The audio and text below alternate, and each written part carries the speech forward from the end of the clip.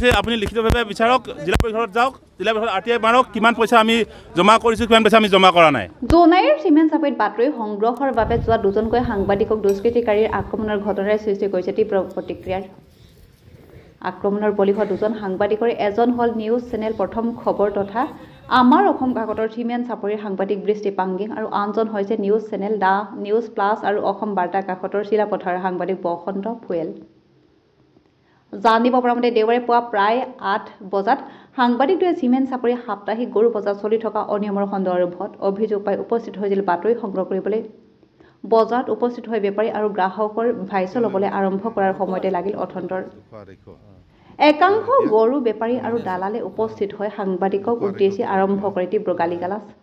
অবাইচ গালিগালাজ কৰাতে ক্ষান্ত নাথাকি ঠেলা হেঁচা মাৰি কাঢ়িলৈ সাংবাদিকৰ মাইক পৰ্যন্ত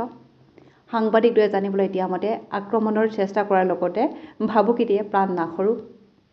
সাংবাদিকটোৱে ঘটনাস্থলীৰ পৰা পলায়ন কৰিহে প্ৰাণ ৰক্ষা পৰে কোনোমতে উক্ত ঘটনাক কেন্দ্ৰ কৰি অঞ্চলটোৰ তীব্ৰ প্ৰতিক্ৰিয়া অব্যাহত থকাৰ সমান্তৰালকৈ একেমুখে গৰিহণা দিছে বিভিন্ন অনুষ্ঠান আৰু সংগঠনে দোষীক শীঘ্ৰে গ্ৰেপ্তাৰ কৰি কঠোৰ শাস্তিৰ বিহাৰ দাবী জনাই ঘটনাৰ সন্দৰ্ভত ইতিমধ্যে চিমেণ্ট চাপৰি থানাত দিয়া হৈছে এক এজাহাৰ মোৰ নাম বৃষ্টি পাংগিং মই প্ৰথম খবৰৰ সাংবাদিক তো আজি ইয়াত যিহেতু আজি প্ৰায় ৮ মাহমান হৈছে চিমেণ্ট চাপৰি যিটো সাপ্তাহিক দেওবৰীয়া বজাৰ ইয়াত যিটো গৰু বজাৰ হয় এই গৰু বজাৰ টেণ্ডাৰবিহীনভাৱে অবৈধভাৱে চলাই আছে এইটো আমি ইয়াৰ পৰা পাব্লিকৰ পৰাও বহুবাৰ আমি কমপ্লেইন পাইছোঁ যে ইয়াত অবৈধভাৱে এটা ইলিগেলি বজাৰখন চলাই আছে য'ত গৰুৰ দাম 200 বা 250 টকা হ'ব লাগে তাত 300 400 যি ইচ্ছা সেইমতে লয় বুলি এইটো আমি জানিব পাৰিছিলোঁ যদিও আমি কিছুমান কণ্ডিশ্যনত অহা নাছিলোঁ কিন্তু মোক প্ৰথম খবৰ অফিচৰ পৰা এছাইনমেণ্ট এটা দিয়াৰ কাৰণে মই আহিছিলোঁ আহি জাষ্ট গাড়ীখনৰ পৰা নামি আমি এই পৰিৱেশটো পৰ্যবেক্ষণ কৰি দুটামান আমি ভিজুৱেল কালেক্ট কৰিছিলোঁৱেই সেই সময়ত কৰ এইবোৰ কোনে ভিডিঅ' লৈছে তোমালোকক কোনে ভিডিঅ' ইয়াত কৰিবলৈ দিছে নহ'ব সেইবিলাক বহুত বিভিন্ন ধৰণে আমাক ভয় ভাবুকি দি প্ৰাণে মৰাৰ চেষ্টা কৰিছিলে আৰু পিছফালৰ পৰা এই পাতৰ মাৰ এইকেইটাক সিহঁতক ওলাব নিদিবি এই যে মোৰ পৰা ভূম কাঢ়ি লোৱাজন হ'ল অমল গগৈ এতিয়া সেইজনে জনামতে এই বজাৰখন জিলা পৰিষদৰ পৰা তেখেতে লৈছে বুলি গম পাইছোঁ এতিয়া মই কৈছোঁ যে হয় চাওক আপোনালোকে ইলিগেলি চলাইছে বুলি মই ক'ব নাযাওঁ আপোনালোকে লিগেলি চলাইছে যদি লিগেলি চলাইছে কি হিচাপত চলাইছে সেইখিনিকে মোক জনাওক আপুনি নাই আমি লিগেলি চলাই আছোঁ ঠিক আছে মই এইটো কোৱা নাই যে ইলিগেলি চলাইছে বা বেয়া হৈছে বুলি মই কোৱা নাই কিন্তু যিটো লিগেলি চলাইছে সেইটো কাগজটো আমাক দেখুৱাওক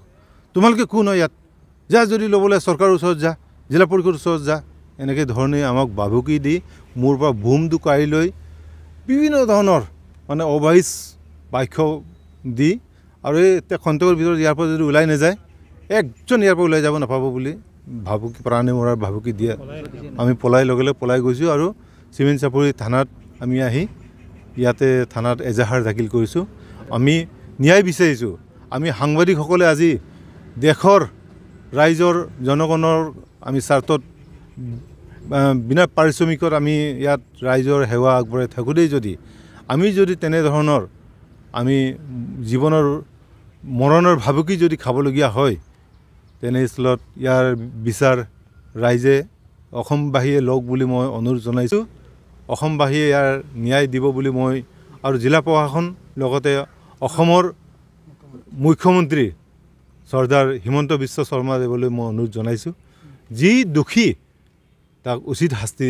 দিব লাগে বুলি মই ন্যায় দাবী কৰিছোঁ কথাটো হ'ল কি মই আমাৰ কেইগৰাকী সতীৰ্থৰ পৰা ইতিমধ্যে জানিব পাৰিলোঁ যে আমাৰ চিলাপথাৰ প্ৰেছ ক্লাবৰে দুজন সদস্যক আমাৰ দেওবৰীয়া যিখন চিমেণ্ট চাপৰি বজাৰ তাত আজি কিছু দুষ্কৃতিকাৰীয়ে আক্ৰমণ কৰিছে বুলি আমি জানিব পাৰিলোঁ আৰু বিষয়টো তেওঁলোকৰ লগত যোগাযোগ কৰিবলৈ কিছু আমি অৱগত হ'লোঁ কথাটো হ'ল কি ইতিমধ্যে আমাৰ ভুক্তভোগী দুগৰাকী সদস্যও চিমেণ্ট চাপৰি থানাত তেওঁলোকে এজাহাৰ দাখিল কৰিছে মূল কথাটো হৈছে কি সংবাদকৰ্মী হিচাপে তেওঁলোকে বাতৰি ল'বলৈ গৈছিলে তাত বাতৰি ল'বলৈ যাওঁতে বাতৰিৰ গোটেই কাহিনীখিনি কি আছে কি নহয় সেইবিলাক নিশ্চিতভাৱে আইনী তদন্ত হৈছে এতিয়া হ'ব সেই কথাখিনি পোহৰলৈ আহিব কথাটো হ'ল কি দুগৰাকী সংবাদকৰ্মীয়ে যেতিয়া সংবাদ ল'বলৈ যায় এতিয়া বজাৰখনৰ যিসকল বজাৰৰ লগত জড়িত ব্যক্তি তেওঁলোকক ইতিমধ্যে শাৰীৰিকভাৱে অপদস্থ কৰিছে, তেওঁলোকৰ লগৰ পৰ্যন্ত কাঢ়ি নিছে বুলি আমি জানিব পাৰিছোঁ। সেই অধিকাৰ কিন্তু কাৰো নাই, সেই অধিকাৰ কাৰো নাই। তেওঁলোকে যদি সাংবাদিকভাৱে কিবা ভুল কৰিছে, তেওঁলোকৰ যদি কিবা লিগেল আছে সেইবিলাক তদন্ত হওক, আমি তাৰ বিপৰীতে আমি গোটেই বস্তুখিনি বিচাৰ কৰিম, আইনে বিচাৰ কৰিব, আমিও চাম, আমাৰ দায়িত্ব আছে সভাপতি হিচাপে বা আমাৰ ক্লাবৰ আমাৰ এজন সদস্য হিচাপে। কথাটো হ'ল কি, আৰম্ভণি কথা হৈছে কি তেওঁলোকক কিয় মানে শাৰীৰিকভাৱে অপদস্থ কৰিব বা তেওঁলোকৰ লগক কিয় কাঢ়ি নিব। এতিয়া আমাৰ কথাটো হৈছে কি তেওঁলোকৰ বিৰুদ্ধে যিকেইগৰাকী দুষ্কৃতিকাৰী ইতিমধ্যে তেওঁলোকক এনেধৰণৰ অপদস্থ কৰিছে, তেওঁলোকৰ গোটেই বিচাৰ হ'ব লাগে। ইতিমধ্যে আমি যিহেতু তেওঁলোকে চিমেন চাপৰি থানাত এজাহাৰ দাখিল কৰিছে আৰু তাৎক্ষণিকভাৱে তেওঁলোকক আটক কৰি পেলাই কি কাৰণে তেওঁলোকে দুগৰাকী সাংবাদিকক এনেকৈ অপদস্থ কৰিব লগা পৰিস্থিতি আহিলে বা সেই অধিকাৰ বা সাহস তেওঁলোকে ক'ত পালে, সেই কথাখিনি নিশ্চিতভাৱে আমি আইনী প্ৰক্ৰিয়াৰে তেওঁলোকে বিচাৰ কৰি পেলাই তেওঁলোকক আটক কৰি পেলাই সোধপোছ কৰি পেলাই আমাক ন্যায় প্ৰদান কৰিব বুলি আমি আশাবাদী। আৰু যদি সেই ক্ষেত্ৰত যদি কিছু লেহেমীয়া গতি কৰে, ইতিমধ্যে আমাৰ যিটো জিলা সাংবাদিক সংস্থা যিটো গ্ৰুপ, তাতো আমাৰ বিষয়ত আলোচনা হৈছে, কথাখিনি অলপ বহল পৰ্যায়লৈ যাব। আমি প্ৰথম কথা হৈছে কি আমাৰ ভুক্তভোগী দুজনে যিহেতু এজাহাৰ দাখিল কৰিছে আৰু এজাহাৰ ভিত্তিত যিহেতু আমি ইতিমধ্যে থানাৰ ভাৰপ্ৰাপ্ত বিষয়াগৰাকীকো আমি লগ কৰিছোঁ, তেওঁলোকে ইতিমধ্যে তদন্ত আৰম্ভ কৰিছে বুলি আমাক জানিবলৈ দিছে। আমি আশাবাদী তেওঁলোকৰ সেই তদন্তৰ যোগেদি খুব কম সময়তে অপৰাধীসকলক যাতে ব্যৱস্থা লয়, আমি সেইটো আশা কৰিছোঁ। হয়, আজি ৰাতিপুৱা 7:30মান বজাত আমি বিশেষ সূত্ৰে গম পাই চিমেন চাপৰিৰ সাপ্তাহিক গৰু বজাৰখনত কিছু অনিয়ম সংঘটিত হৈ আছে বুলি আমি গম পাই আমি বজাৰখনলৈ মই বসন্ত ফুয়েল DA নিউজ প্লাছ আৰু মোৰ জ্যেষ্ঠ সাংবাদিক আমাৰ প্ৰথম খবৰৰ বৃষ্টি পাঙিং আমি দুজন বজাৰত প্ৰৱেশ কৰিলোঁ। আমি প্ৰৱেশ কৰিছিলোঁ সেই বজাৰত, কিছু আমি বজাৰৰ দৃশ্য চাই আছিলোঁ। তাৰে মাজত আমাক আগচি ভিন্ন ধৰণে গালি গালাজ, আমাৰ সতীৰ্থৰ বুম কাঢ়ি লৈ গৈ এক প্ৰকাৰ মোক পিছফালৰ পৰা এনেকৈ গতিয়াইছে, যদি ইয়াৰ পৰা সোনকালে ওলাই নাযায় শিলগুটি মাৰিম, চৰিয়াম, এনেধৰণৰ বিভিন্ন ধৰণৰ গালি গালাজ পাৰিছে। আমি কোনোমতে তাৰ পৰা প্ৰাণ ৰক্ষা কৰি আমি ওলাই আহিলোঁ। আমি ন্যায় বিচাৰিছোঁ। গণতন্ত্ৰৰ চতুৰ্থ স্তম্ভ হিচাপে সাংবাদিকে আমি জনসাধাৰণৰ পক্ষত থাকি আমি বাৰ্তাবোৰ সংগ্ৰহ কৰোঁ। এনেদৰে যদি আমাৰ জীৱনৰ প্ৰতি যদি আমাৰ ভাবুকি আহে, আমি প্ৰাণ বচাই যদি এনেকৈ ফুৰিবলগীয়া হয়, আমি ন্যায় বিচাৰিছোঁ। এই ক্ষেত্ৰত আমাক ন্যায় দিব বুলি আমি ভাবিছোঁ। এজাহাৰখন পাইছোঁ, কেছ ৰেজিষ্টাৰ কৰিম আৰু তদন্ত আমি অব্যাহত কৰিম। এইখিনিয়ে বৰ্তমান। যিহেতু দুজনকৈ